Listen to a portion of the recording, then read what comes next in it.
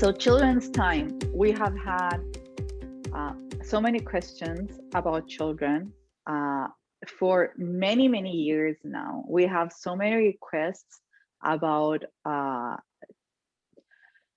doing a children's workshop, you know, doing things for children. And I mean, I guess, you know, children are our future. Children demonstrate how our society is, right?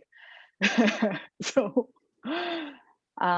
we've created a workshop that is on our online platform called The Intuitive Child, and it's an amazing workshop with a ton of exercises with Rossi from Mexico, and it's really beautiful. And what we coming up, right? The new thing that we are coming up with is the weekend session for the children, which is 2 sessions for the children that will be on 27th and 28th of the month. So we are excited to share that with all of you. It's going to be fun, and there's going to be movement and songs and everything and exercises. So, and we're looking forward to taking your questions. I see Elsa. Hi, Elsa. Hello. I miss you so much, Agathi, Chris. Hello, hello. I'm here in Stuttgart, and I'm also taking a course related to child education. It's called World of Education. I'm doing World of Training here. So I just joined. Sorry I couldn't hear what you were saying just now. But glad to see you. Thank you for joining us. So I guess, you know, when you have a child, and Chris is a very new father, you know, your life is evolving, right? It's around your child, like a big part of your life. Yeah, absolutely. Yeah, my baby's only 14 months old, but time flies. It feels like she was just born a few days ago.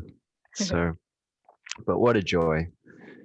And yeah, there are so many books, etc. out there, but so few really look at enhancing or bringing out our children's natural intuition, you know, the natural compass, the natural GPS.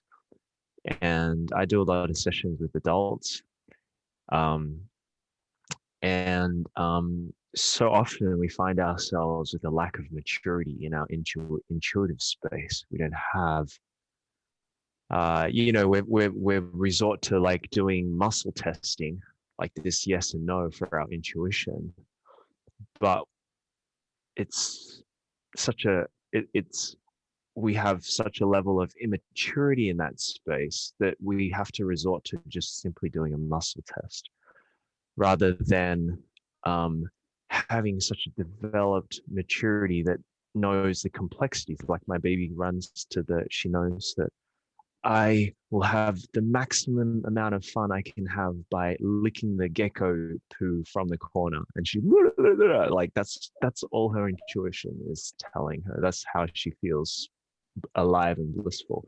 Or she's just like, I love this music, and she wants to dance. And so she's dancing and wiggling her butt around. And it's so incredibly cute. But when we want to create a vision and a dream that involves a community of people, or building this, or writing a book, or where is it I'm going to live? How is it I'm going to live? What am I going to do? Who do I want to date? All these things. We have limited ourselves because we haven't been taught how to go beyond just the muscle test. Like, how do we move forward from that to create maturity in our intuition? And I think that we can reevaluate this educational thing with our kids, start it from that age, you know, rather than doing it as adults. I mean, it's still fantastic to do it as adults, but my sense is doing it as children makes a lot more sense. That's true. I've been doing some sessions, and I've been with all the people that we have been working with, and I'm talking about myself as well. I'm talking about everybody. I guess everybody who's alive on this planet today. We haven't learned so many things as children. So as adults, we have to relearn, or we have to, destroy habits that we have in order to find, ways to deal with simple things like emotions that are coming up. How do I deal with that? How I become aware of that? The simplest. Everybody's experiencing emotions, but as adults, we have never been taught how to deal with that. So I guess this is an opportunity, and I guess we are at a certain, at a good time and space in, the time in humanity, right? That we can actually start with sharing with our children these things that are going to be vital for them, for their life, things that we had to find out after I don't know how many years, after we've I don't know, decided or figured out that whatever society was telling us wasn't the full story, or it didn't work, or, all this kind of stuff. And then today we have the opportunity to share. And I was telling Chris earlier that, our sessions, what we want to do, what our work with the children, how we see that, right, in the School of the Heart is actually sharing what we have figured out in our lives early on with our children, with simple exercises, with heart imagery, with movement, with singing, with understanding, right, the internal processes, right, and allowing that to navigate what Chris was saying about intuition, allowing that and being connected always to that, so we can navigate our life with all that we have. I mean, not to be limited just on, oh, is it logical? Am I going to make money, or do I, this is how I plan my life? That's not how life works. It's so short-sighted. It's so limited. It's so narrow, right? Yeah. And if we make it work like that, then it leads us down a path of suffering more often than not. Like if you think about, oh, which life partner am I going to choose? And it's a whole bunch of tick boxes and check boxes. Oh, are they this? Are they that? Tick, tick, tick, tick, tick. Because that's all we know. Where's that going to lead us? Grief. So, yeah. Andrea was so kind that she shared questions yesterday. So she posted these questions on our Facebook. So that's thank you. That's so nice. So I would like to maybe start with that, and then we'll see what comes up. You asked about children, right? So you have 3 children. Can the children be on their own at times? They're 9 and 12 during the sessions, or is a parent needed all the time? So it's not, so especially at this age, 9 and 12, you don't need to be with your child for the whole time. They will be able to follow the whole session. We will have time when we will have exercises, bonding exercises, right? For the parent and the child, or the grandparent and the child, or whoever adult is going to be there, right? To create, to reinforce this connection. So at these ages, they can stay, and do a lot of the session on their own. So there is another question: how do we introduce children to heart imagery apart from the intuitive child workshop? Heart imagery, I think, is the easiest thing that we can I'll tell you, what I always do with my son, and he is 9. I don't try to explain things to him in regards to these things. Like if we're doing imagery, we're doing, this kind of exercises, I let him experience the whole thing without explaining what I want to do, or what is my intention. So let's say the simplest thing. My tummy hurts. Okay, how about we close our eyes? So we all close our eyes, and then we see this light coming in, and we're doing this and we're doing that. How does it feel? You know, and I let him experience without thinking about what it's going to be or the rational things that sometimes we tend to want. Right? Children don't want the you know, the narration of the whole thing. So I usually don't explain. And then when we are doing something over and over and over, and it's one of the exercises that I want to share next weekend, is we're doing this exercise for our safe space, you know, every night and all this stuff. He just knows. It's intuitive now. He just knows how to do it. I don't need to talk a lot. I don't need to guide him a lot. It's just, okay, this becomes a habit for us, right? It's our night ritual, for example.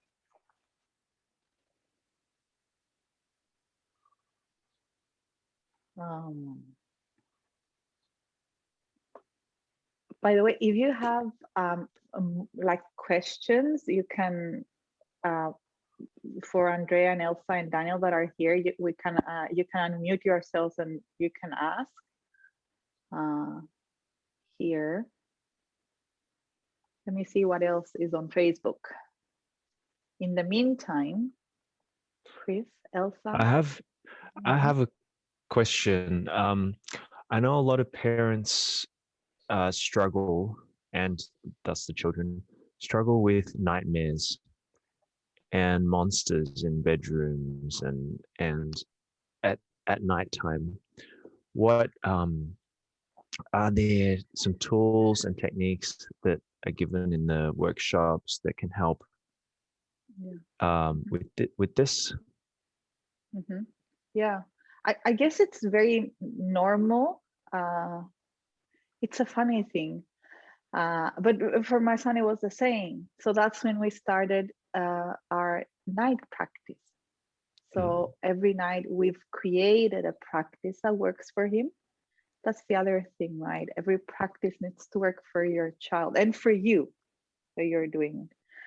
So, and I want to tell you that from the moment that we started our practice, he rarely said that, you know, Mom, I had a bad dream.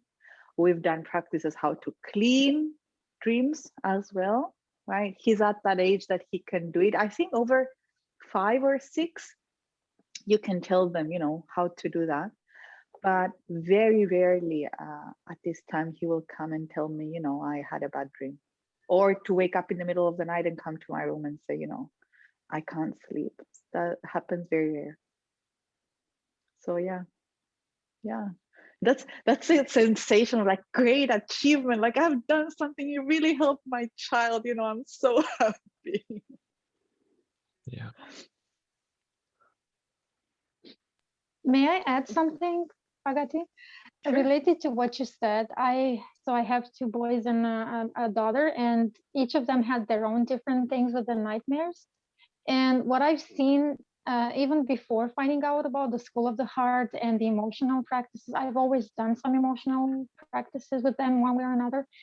If during the day the parent manages to educate them to bring, I wouldn't say just the good stuff, but helping them regulate, helping them choose, you know, on their own, have their own filter, their own discernment, to choose things to look at, to choose things to read, to watch, to people to be with that bring them, you know, help them grow, help them feel good about themselves and all of these things, they have less and less night problems.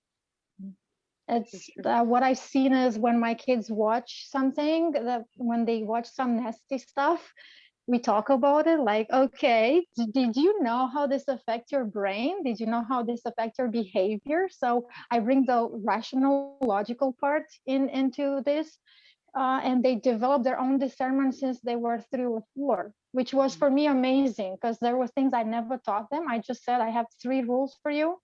don't watch this because this is how it affects you. And I just let them be. And over time, I've seen that they have their own filter and it works. So they had their brain was less affected by some stuff during the night. But of course, there were kids who did not have that and they still have nightmares. So this is where I would love to hear how you are dealing with that. It's a good tool to have. Thank you. Thank you. Thank you for sharing. It's true. I mean, it's so true. And what's important, what you said, is that our children, if we teach our children to use discernment, they will. They're very smart. I don't know why we always tend to think that, oh, we have to tell them everything.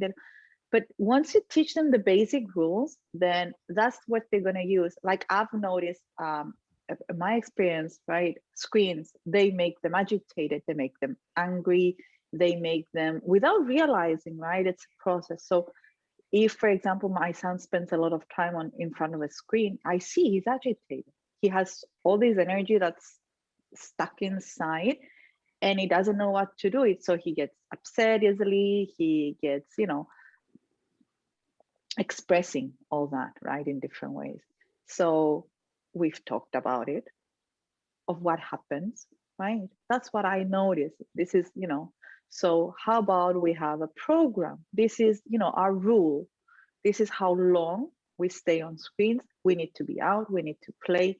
So it's much more effective explaining to children the whole process, why you're doing things. Sometimes as children, I guess when we were children, we would, be told to do things that we never realized why. And we thought that is, why are my parents so harsh with me, because we never understood the full extent. But if we explain the full extent and our thinking and our what we notice to our children, then we make them responsible in a way, or understanding in a way of what's going on, right? It doesn't mean we're always going to be right, but it means that we are sharing and we're being transparent with our children, which I think is very important. They love that. They really love that, and they respond beautifully. Like you said, what I've seen is, like you said, it's making them responsible for their own actions in life, which is a huge thing. I had my own responsibility at 16 years old, and I thought the world is going to crash. It felt so heavy, but I realized it's what our kids need, because it empowers them when they know. And apart from what you said also reflects respect. They feel respected as human beings. Oh, so my mom doesn't just tell me what to do. She actually treats me with respect, and she tells me why she does it. So we are increasing self-confidence and self-respect and a lot of stuff. And you as a parent, we as parents, we build this relationship with our kids. And they see it, they feel it. I, like you said, 5 and up, I could talk to my kids and it's amazing. They are geniuses, okay? Not just smart, they are geniuses. Sorry for interrupting. I just couldn't help it. Thank you. Yeah. Margie, hi. Yeah, I think I want to add just a little bit to the end of that. It's there's some really fantastic points. The key point I'm taking away from that is when we involve our children in the decision-making process, just that very invitation itself creates a magical bond.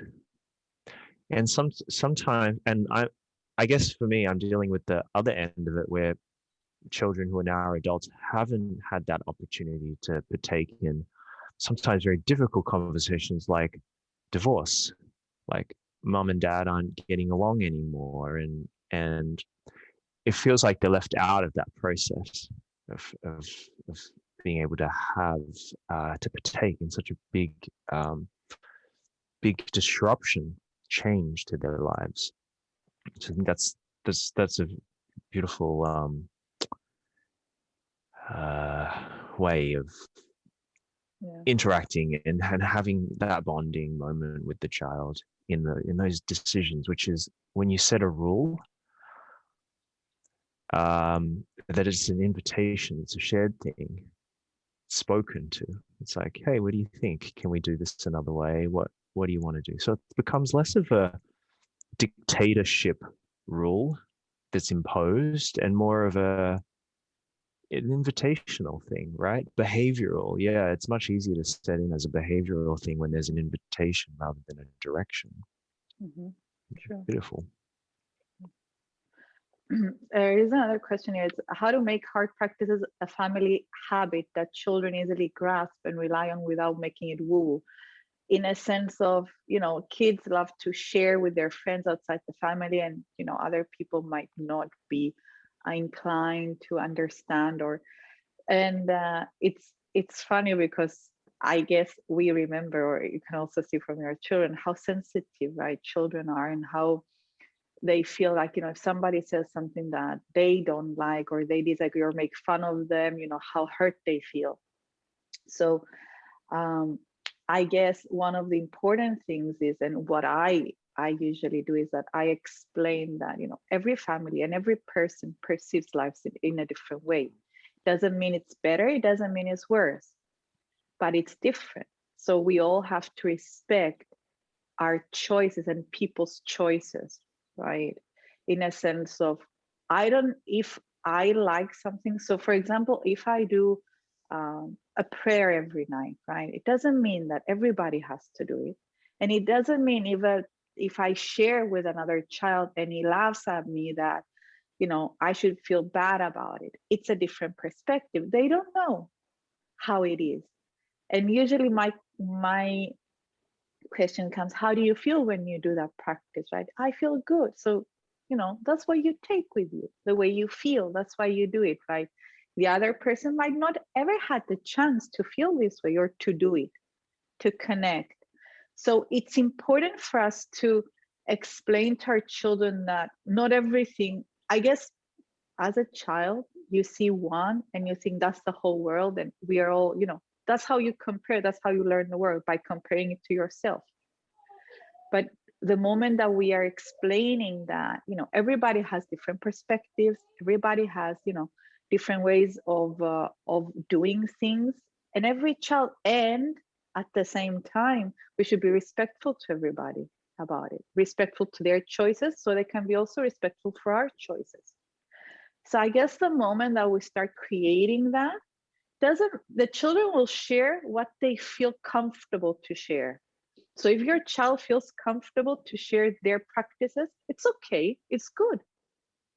As long as they can manage the response that comes from, oh, I don't like your practices. What is this, thing that you're doing? And they can process that and not, keep it there. But it's also a lesson for adulthood. Not everybody sees things in the same way. Not everybody approves. Everybody has their own, perspectives.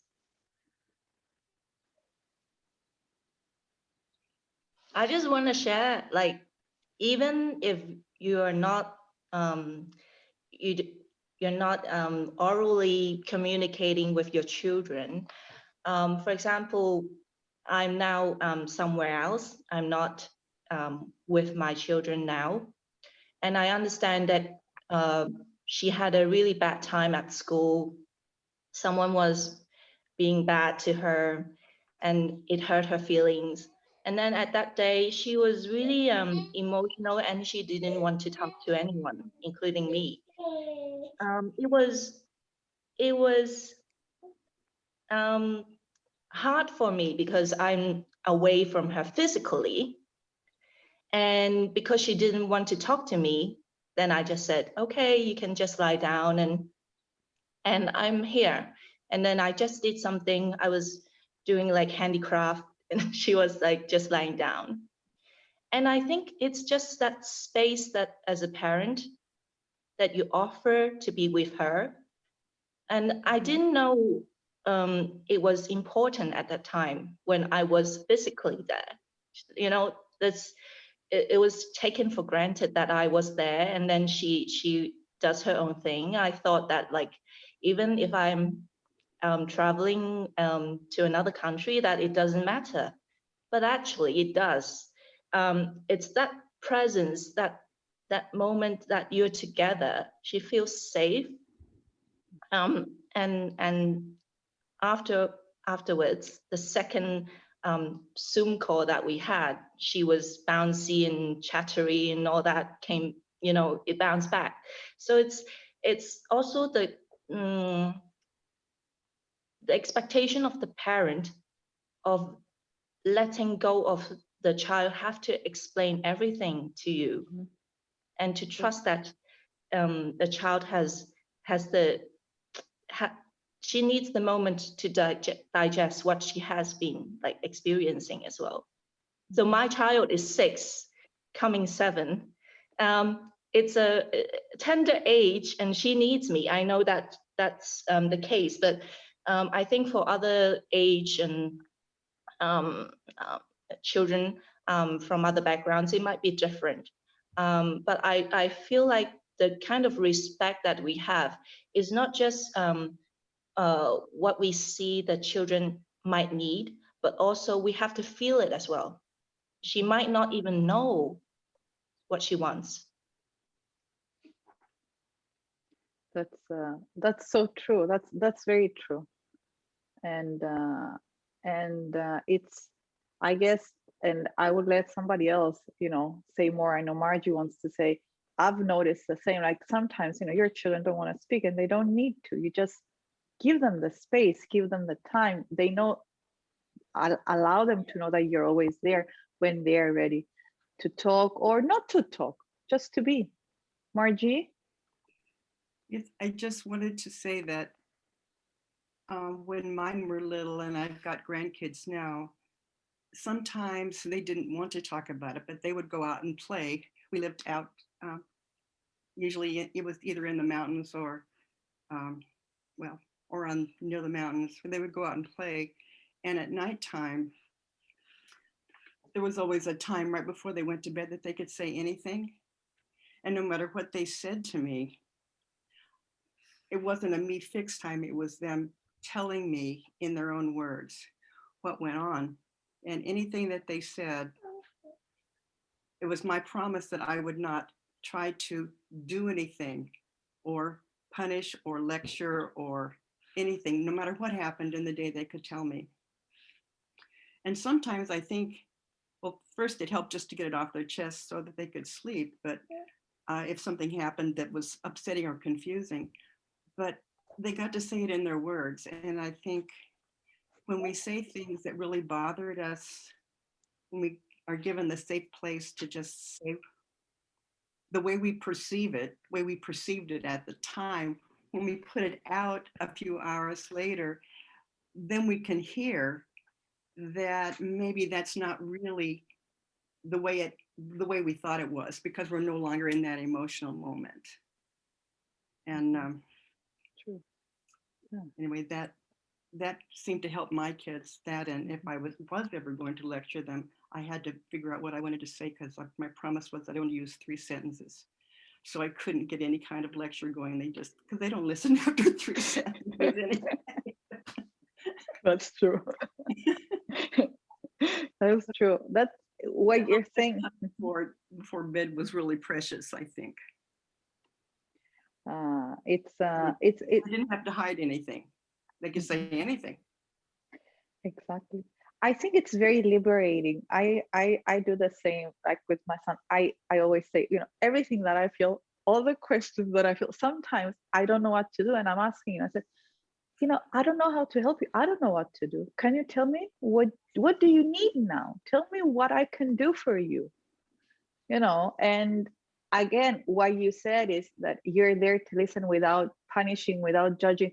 That's an important thing. If we want our children to be telling us and to be honest with us, we need to give them the space so they can express everything that's going on without the fear of repercussions and of punishment, right? So that's a very important part of, and that comes in that is ours, right? That's parent. That's our work that we're doing with ourselves, right?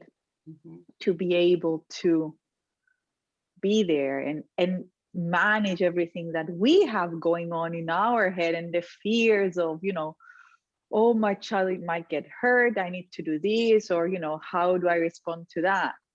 Yeah. Exactly. That whole thing of, I think, letting them talk and know that you're not going to try to fix it, because by implication, that lets them know that we think they can fix it for themselves. True. And if they can't, they'll usually say, but it's, thank you. Thank you. There is a question. Michael posted a question. How do we set our kids up to succeed and to be deeply connected within the first years of their life so that subconsciously they have the tools they need?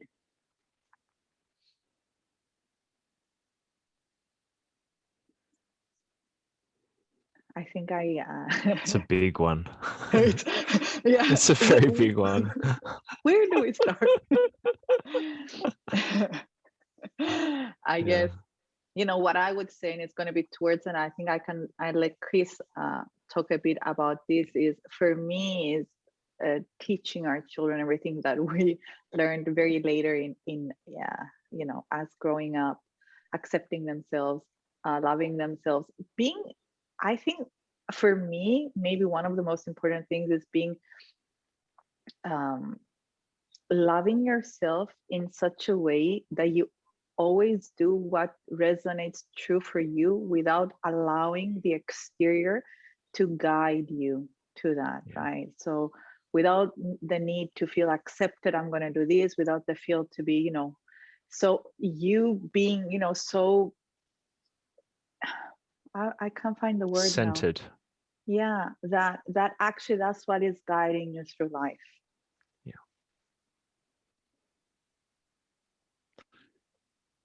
Yes, Daniel. Daniel, Good question. Is it too late for me to work on my relationship with my mother? No. Can this be part of your workshop?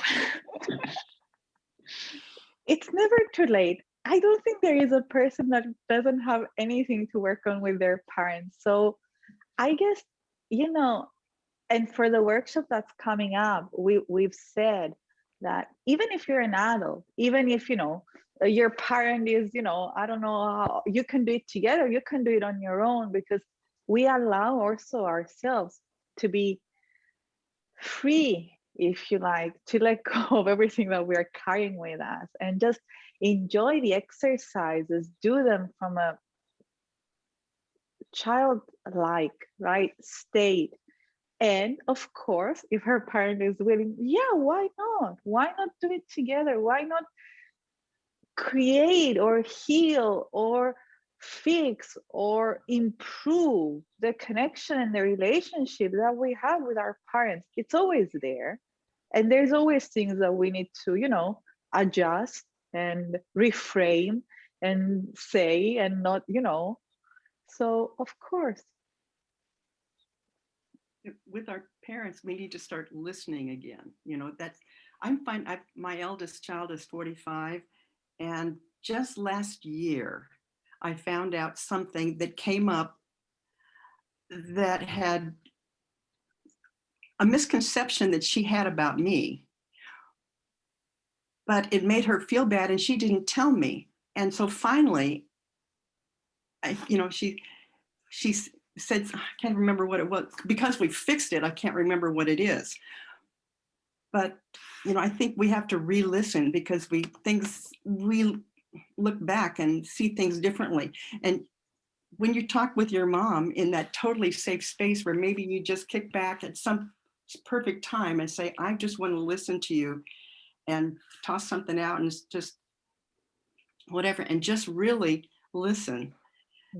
Because she may have something that she started feeling when you were 8 years old, and there's still some emotion going to that. So if you can, if she can just let her just go on and let her be irrational, even if it's something that's really strong and been in there a while, it may just be kind of blah, blah, blah, blah, blah, blah, blah, blah, just breathe. And then when finally she you have a pause, just say, you know, I didn't know. I'm so glad you told me. Mhm. Whether it makes sense or not, don't even try to make sense of it. This stuff we carry in these baskets behind us that we pull around all the time, I mean, most of it's got so many layers that doesn't even make sense any, really, if you look at it in the present. True. So just let her go and you're going to fix it. Look at that face. Who could just not just open up to that face? True. Very No. true. Can I? Andrea? My dad is Daniel. My dad is 72 this year, and there's been so much going on with him. I have so much pain because he and I had a like brotherly love, where you have this love where you're loving, and so I remember Daniel Mito said in one interview to a Romanian TV station that what you can do with heart practices, you can take yourself out of the situation and look at it from a different perspective, and it really stayed with me. And when the moment I did that, even without the heart practices, like without doing the heart practice per se, because I didn't know what he was talking about, I want to learn. I worked on myself, and I said, the woman that I'm now has a different perspective than the kid I was when I had that thing with my dad. Like Margie said, we need to listen. The moment we listen, it's going to happen. So I listen, and I have a much beautiful relationship now. So it's working. It's really working. I mean, and being in that, hovering in that space of the sacred space of, okay, I'm here. It's amazing. It's working. Even if they are not there with you, if you switch that inside you, it works. Mm-hmm. Sure. It's never too late. That's beautiful. So yeah, even so, the way Andrea, you said something, even if they're not there with you, even if your child is not physically, your parent is not physically there with you, you can still do it, right? With them. So it's a different kind of connection. Maybe the physical is not there, but there is so much more than the physical connection, right? Much deeper connections that are running always through us, with our children, with our parents. That's how you always know, how your child is. Elsa said earlier, that you can feel. You always know. Same for every parent. And I guess our connections are so deep that it's important.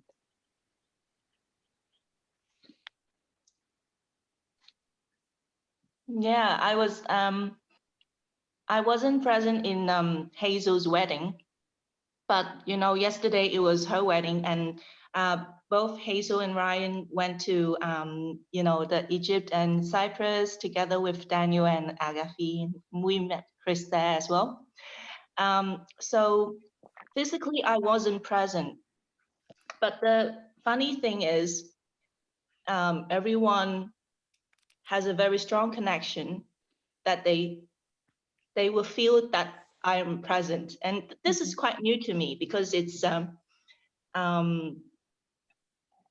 there is this relationship which is, you cannot see it, it's intangible, but the presence is has always been there. It's like when you go to weddings and the bride and the groom will say, oh, I wanted to thank my grandma, who is not there already, but she spent so much time with me and raised me up, and I really missed her. So thank you, grandma. At that point of time, it's transcending all time and space. Even though she's not there physically, that moment, that everyone feels that she is inside her heart. And you cannot deny, like, even physically or emotionally, there is no physical things that bonds the two people together. it is still there, and you cannot, there's nothing to deny it about. That kind of connection is always within your heart. And I feel like ever since coming, I'm all alone, but it's like I have all these dreams about being together with my friends, like, and it's all like living in a world which is no limits with time and space, but you're still in that relationship because those people are in your heart, and that is all really strange and new to me, but it's happening. Like, thank you. Always connected. We are always connected. So I guess I don't see any more questions here now. I guess, Chris, is there something that you want to say? No, I think we're ready to wrap up. We are. Yeah. We are ready to wrap up. So Andrea has Andrea? one. This, and I'm not sure you have experience with this. I mentioned in one of my comments yesterday about kids who don't have that filter in their, that they just react. They can't control themselves. Can you give some insights or share something about that from your experience or from what you?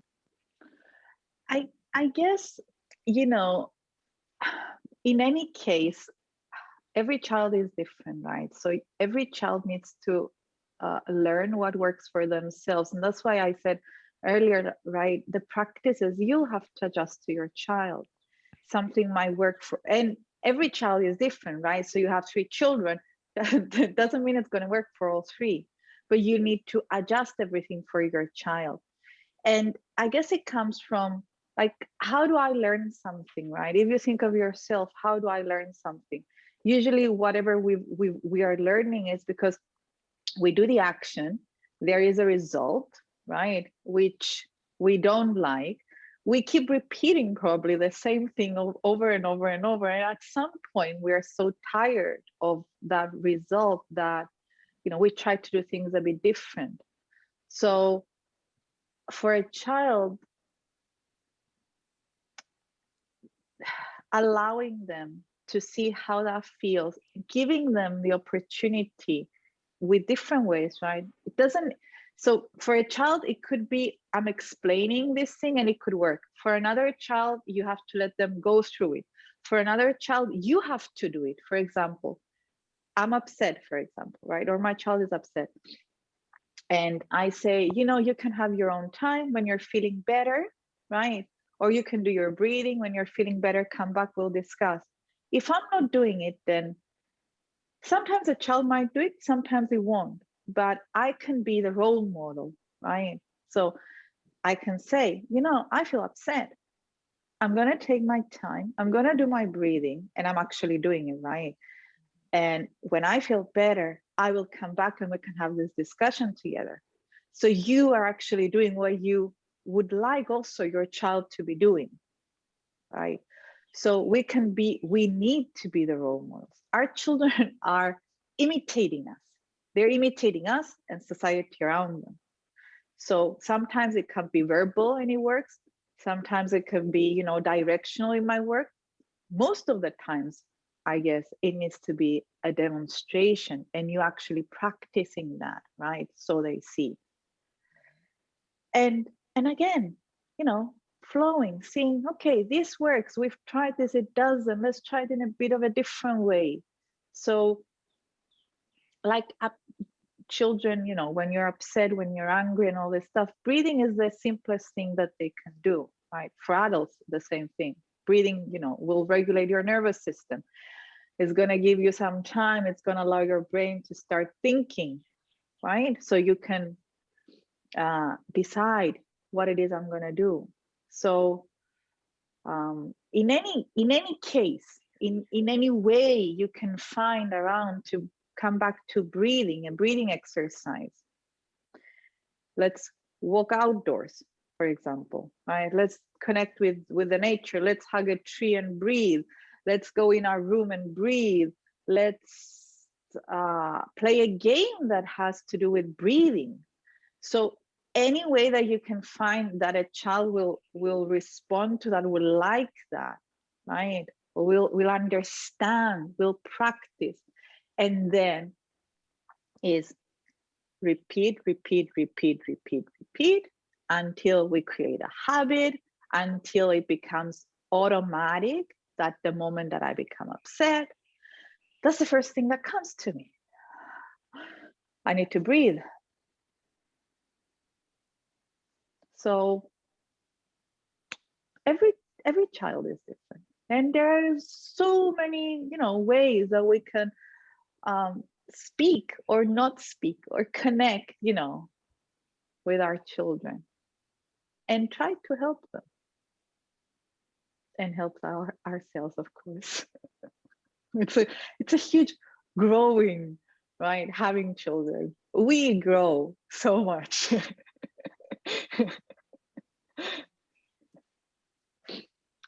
So in closing this, it's almost, we were planning it to be shorter, but it's nice. It's nice that we're all together. It's nice we have so many questions. So next weekend, 27th and 28th of March, we have our Children's Weekend, 2 sessions, 2 60-minute sessions, where we will be doing heart imagery exercises, we'll be doing movement, we'll be doing some singing, which is fun, exercises to connect parent and child, exercise for parents. So it's going to be a light, light sessions.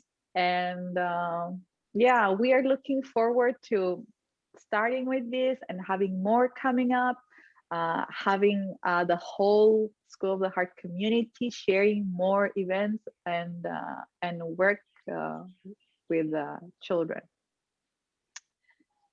Thank you all for being here. Thank you. Thank you. Much love to